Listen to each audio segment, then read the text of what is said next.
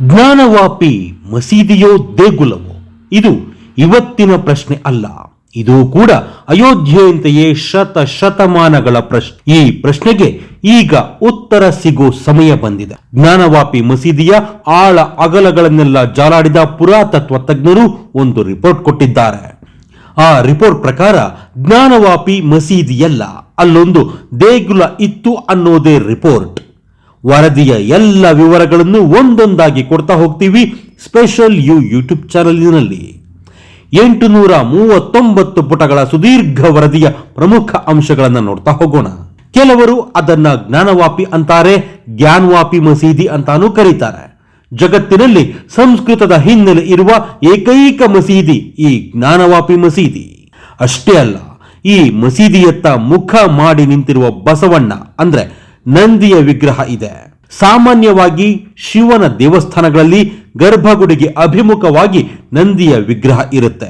ಆದರೆ ನಮ್ಮ ಕಾಶಿ ವಿಶ್ವನಾಥನ ಸನ್ನಿಧಿಯಲ್ಲಿ ನಂದಿ ಜ್ಞಾನವಾಪಿ ಮಸೀದಿಯತ್ತ ಮುಖ ಮಾಡಿದ್ದರೆ ಹಿಂಭಾಗದಲ್ಲಿ ವಿಶ್ವನಾಥನ ಪುಟ್ಟ ದೇಗುಲವಿತ್ತು. ಕಾಶಿಯನ್ನೊಮ್ಮೆ ದರ್ಶನ ಮಾಡಿ ಗಂಗೆಯಲ್ಲಿ ಸ್ನಾನ ಮಾಡಿದರೆ ಸಾಕು, ಪಾಪವೆಲ್ಲ ನಾಶವಾಗುತ್ತೆ ಅನ್ನೋ ನಂಬಿಕೆ ಇದೆ. ಏಕೆಂದ್ರೆ ಕಾಶಿ 12 ಜ್ಯೋತಿರ್ಲಿಂಗಗಳಲ್ಲಿ ಒಂದು. ಅಷ್ಟೆಲ್ಲ ನಂಬಿಕೆ ಇರುವ ಕಾಶಿಯ ವಿಶ್ವನಾಥನ ದೇವಸ್ಥಾನ ಇಷ್ಟೊಂದು ಚಿಕ್ಕದ ಎಂದು ಅಚ್ಚರಿಪಟ್ಟವರು ಇದ್ದರು. ಅಂದ ಹಾಗೆ ಕಾಶಿ ಇರುವ ವಾರಣಾಸಿ ಕ್ಷೇತ್ರಕ್ಕೆ ಮೋದಿ ಪ್ರಧಾನಿಯಾದ ನಂತರ ಉತ್ತರ ಪ್ರದೇಶಕ್ಕೆ ಯೋಗಿ ಆದಿತ್ಯನಾಥ್ ಸಿಎಂ ಆಗಿ ಬಂದ ಮೇಲೆ ಕಾಶಿಯ ಹಣೆಬರಹವೂ ಬದಲಾಯಿತು. ಈಗ ಹೇಗೆ ಅಯೋಧ್ಯೆ ಧರ್ಮ ಕ್ಷೇತ್ರವಾಗಿ ಅರಳುತ್ತಿದೆಯೋ ಹಾಗೆಯೇ ವರ್ಷಗಳ ಹಿಂದೆಯೇ ಕಾಶಿ ಕಾರಿಡಾರ್ ಆಗಿ ಬದಲಾಗಿದೆ. ವಿಶ್ವನಾಥ ಈಗ ಸಣ್ಣ ದೇವಸ್ಥಾನದಲ್ಲಿ ಇಲ್ಲ. ಆದರೆ ಜ್ಞಾನವಾಪಿ ಮಂದಿರ ವಿವಾದ ಮಾತ್ರ ಹಾಗೆಯೇ ಇದೆ. ಏಕೆಂದರೆ ಜ್ಞಾನವಾಪಿ ಮಸೀದಿಯನ್ನ ಕಟ್ಟಿದವನ ಹೆಸರು ಔರಂಗಜೇಬ. ಮೊಘಲರ ಔರಂಗಜೇಬ ಮಸೀದಿಯನ್ನೇನು ಕಟ್ಟಲಿಲ್ಲ, ಬದಲಿಗೆ ಅಲ್ಲಿದ್ದ ದೇವಸ್ಥಾನವನ್ನೇ ಕೆಡವಿ ದೇವಸ್ಥಾನದ ಮೇಲೆ 3 ಗುಂಬಜ್ ಕಟ್ಟಿದ.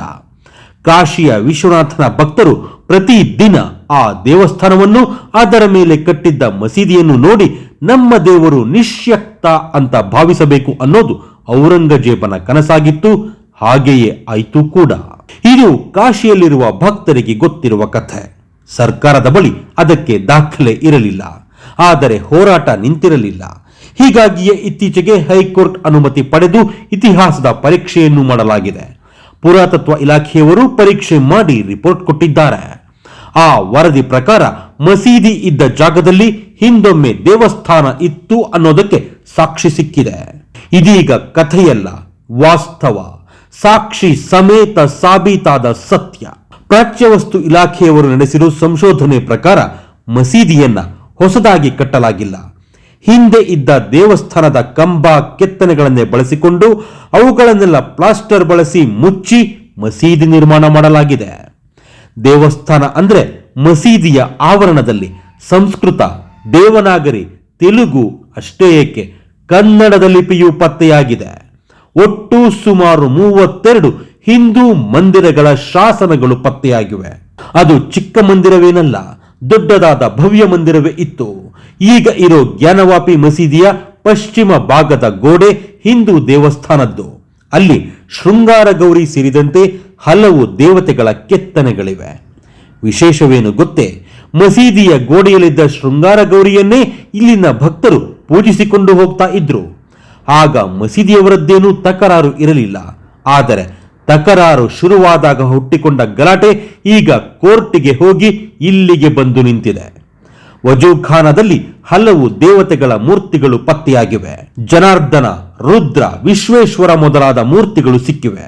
ದೇವಸ್ಥಾನವನ್ನ 17ನೇ ಶತಮಾನದಲ್ಲಿ ಕೆಡವಿರಬಹುದು ಅನ್ನೋ ಅಂಶ ಪುರಾತತ್ವ ವರದಿಯಲ್ಲಿದೆ.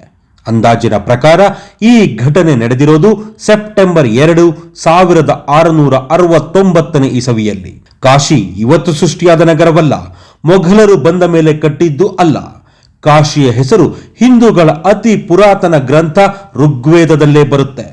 ಋಗ್ವೇದದಲ್ಲಿ ಕಾಶಿಯನ್ನ ಮೋಕ್ಷ ನಗರ ಅಂತಾನೆ ಉಲ್ಲೇಖ ಮಾಡ್ತಾರೆ. ಶಿವಕಾಂಡ ಹಾಗೂ ಸ್ಕಂದ ಪುರಾಣದಲ್ಲಿ ಜ್ಞಾನವಾಪಿ ಅನ್ನೋ ಉಲ್ಲೇಖವೂ ಇದೆ. ಕ್ರಿಸ್ತಪೂರ್ವದಲ್ಲಿ ರಾಜ ವಿಕ್ರಮಾದಿತ್ಯ, ರಾಜ ಹರಿಶ್ಚಂದ್ರ ಮೊದಲಾದವರು ಕಾಶಿಯ ದೇವಸ್ಥಾನಗಳನ್ನು ಜೀರ್ಣೋದ್ಧಾರ ಮಾಡಿದ್ದರು ಎನ್ನುತ್ತದೆ ಇತಿಹಾಸ. ಕಾಶಿಯ ಮೇಲೆ ಮೊದಲ ಆಕ್ರಮಣ ನಡೆದಿದ್ದು ಮಹಮ್ಮದ್ ಘೋರಿಯಿಂದ. ಅದಾದ ಮೇಲೆ ಕಾಶಿಯ ಜೀರ್ಣೋದ್ಧಾರಕ್ಕಾಗಿ ಹಲವು ರಾಜಮಹಾರಾಜರು ಹೋರಾಡಿದ್ದಾರೆ, ಗೆದ್ದಿದ್ದಾರೆ, ಸೋತಿದ್ದಾರೆ.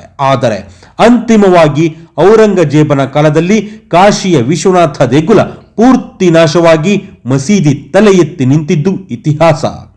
ಅದೀಗ ದಾಖಲೆ, ವೈಜ್ಞಾನಿಕ ಅಧ್ಯಯನದ ಮೂಲಕ ಸಾಬೀತಾಗಿದೆ.